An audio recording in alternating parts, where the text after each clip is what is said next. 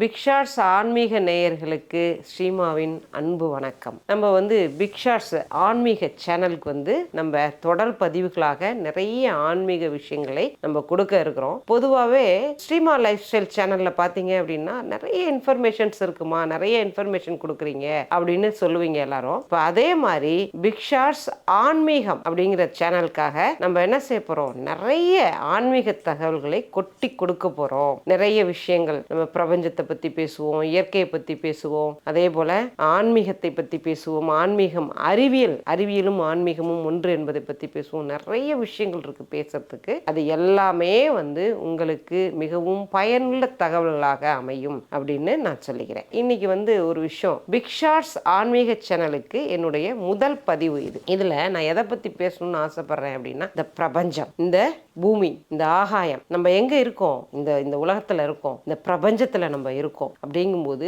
நமக்கு இந்த பிரபஞ்சத்தை பற்றிய ஒரு சின்ன பிரச்சனை வேணும், சின்னதா ஒரு அறிவு வேணும் அப்படின்னு நான் நினைக்கிறேன். இந்த பிரபஞ்சத்தை பத்தி நம்ம நினைக்கணும், இந்த பிரபஞ்சத்தை பத்தி யோசிக்கணும் அப்படின்னு சொல்றேன். இந்த அண்டத்தில் உள்ளதே இந்த பிண்டத்திலும் உள்ளது. அண்டம் என்றது இந்த பிரபஞ்சம், பிண்டம் என்றால் இந்த உடல். அப்போ பஞ்சபூத சக்திகளால் ஆனதுதான் இந்த பிரபஞ்சம். அதே பஞ்சபூத சக்திகளால் ஆனதுதான் நம்முடைய உடலும். என்ன பஞ்சபூத சக்திகள்னா என்ன தெரியும், எல்லாருக்குமே தெரியும், தெரிஞ்ச விஷயம்தான். தெரியாத ஒரு விஷயத்தை பத்தி நம்ம பேசல.